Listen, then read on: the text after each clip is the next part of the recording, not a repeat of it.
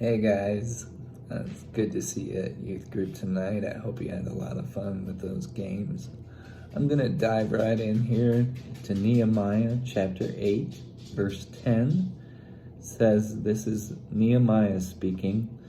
Then he said to them, "Go and eat what is rich, drink what is sweet, and send portions to those who have nothing prepared, since today is holy to our Lord. Do not grieve, because the joy of the Lord is your strength."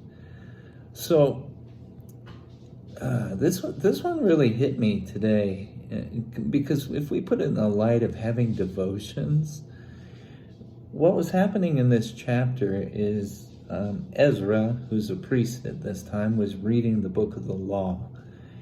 And essentially, when you read the book of the law, in general, the people start grieving because they recognize their sin. And so it's kind of a pretty amazing thing here that he says, do not grieve, we're going to have a feast, basically.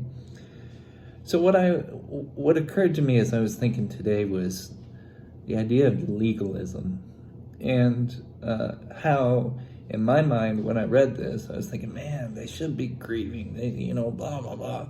In chapter 9, they do kind of have a confession time. But my automatic thought was, that's not right to have a feast. But what hit me with that was the idea of legalism.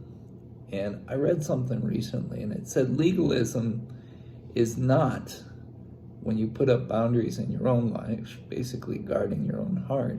It's when you take your boundaries and you make somebody else live by them. So the irony is, I had an expectation with these verses, and it kind of did the opposite I expected. So here's the thing of what I want to talk about real quick, and I know I'm going over time a little bit, but I hope you guys know devotions are called a free will sacrifice, right? They're not legalistic. I'm not telling you you have to have devotions. They're a response to our loving God, a God that came down from heaven and died for our benefit because he loves us, right? So we have devotions because we can take our time, give our days to the Lord and say, everything I have, everything I am, you're deserving of it and so much more, Lord. Thanks for enduring a little bit more time. Talk to you tomorrow.